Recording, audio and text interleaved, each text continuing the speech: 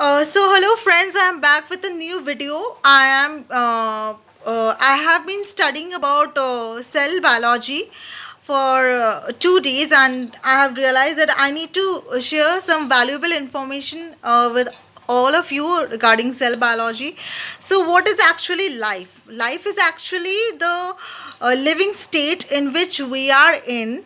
It's actually the feeling, it's actually the physiological status of being able to respond to certain stimuli, being able to adapt, being able to have a steady state, being able to evolve, being able to metabolize, being able to uh, reproduce. So these are the characteristics of life. So man or human being is the most complex of all living organisms, and we are actually in the class of mammalia, and we have evolved through ages, and since you have been knowing that the last universal common ancestor, that is Luca, was perhaps an primitive man, which actually branched off earlier in the evolutionary history. So life is actually, it's an ordered state of physiological processes being performed in unity with the body, and we are having some basic properties, basic physiochemical properties of life. So the ability to respond to stimuli, the ability to walk, the ability to reproduce, the ability to adapt to new situations, the ability to evolve, and the ability to metabolize, to utilize energy, which are actually not performed or not exhibited by non-living organisms. So a cell is the basic, it is the smallest structural and functional unit of life.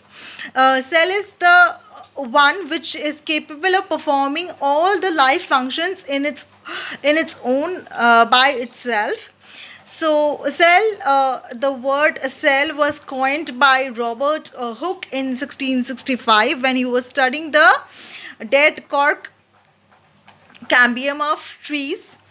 And then in 1674, one Dutch scientist called Antony van Leeuwenhoek, he introduced the term little animalcules, or the he actually saw the he actually examined the living cells, which are the microorganisms, and in this way the cell was discovered through microscope, via microscopy.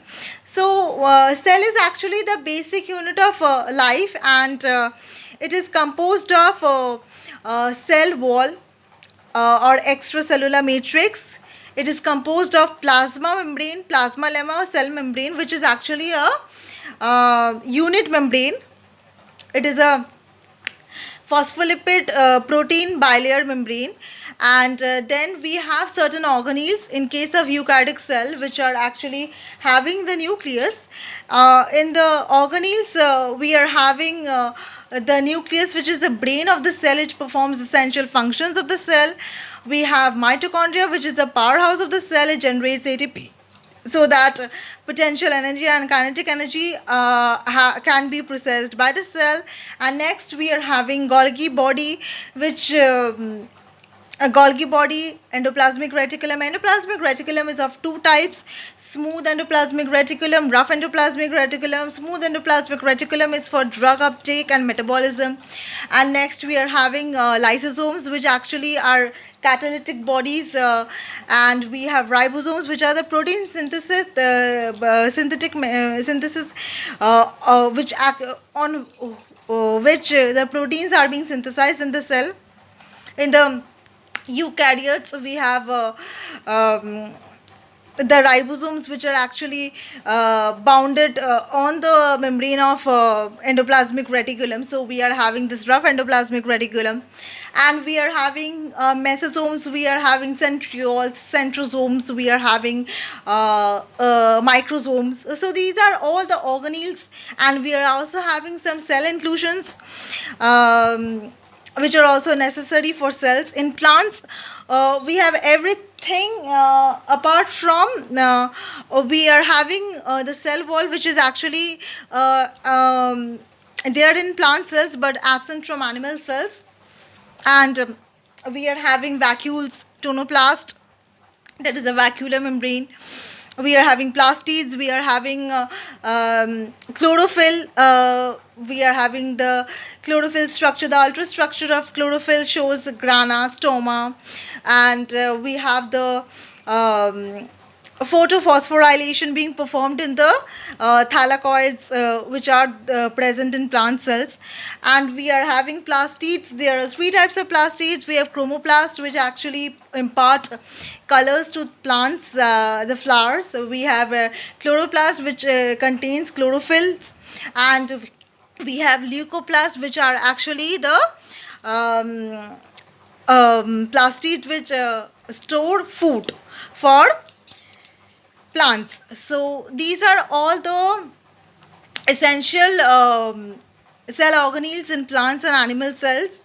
And a cell is very small in size. It is not visible to the naked eye. It is rather visible by microscope, and the ultrastructure of the cell can be seen through electron microscope, which electron microscope is actually uses the technique of employing the deploying electrons through these electromagnets, and we are having the image formed on a photographic film of the computer, and we can view each and every detail of the cell. So the electron microscope was discovered by Knoll and Ruska in early 1900s. We are having this genetic repository material of the cell, which is the DNA, which is located in the nucleus of the cell. DNA is actually deoxyribonucleic acid, and it is actually composed of 4 nucleotides. We have adenosine and guanosine, which are actually adenine, guanine, which are actually in the purine, which are actually the purine bases, and we are having the thymidine and cytosine, which are the pyrimidine bases. So DNA actually it stores the genetic information of the cell, and DNA replication is semi-conservative in nature, and it is involved in the process of identification of the child and its parents, and also it is it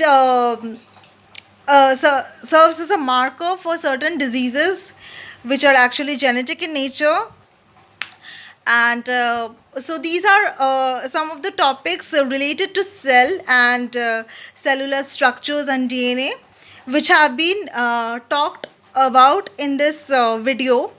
And I would be posting new videos on cellular organization, cell apparatus, cytoplasmic assembly in next videos to come.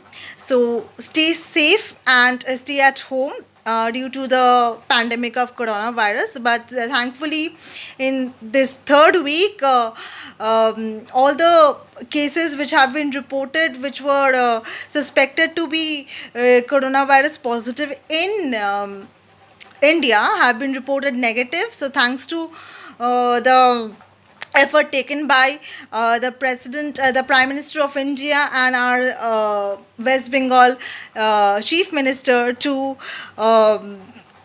generate this total lockdown of the country for 21 days. Hats off to them, so that the virus gets eliminated from the environment. So, and you stay safe. Wash your hands with sanitizer or soap every time you touch something, and stay safe, stay clean, and eat lot of good food to keep yourself healthy. Thank you so much. Good night.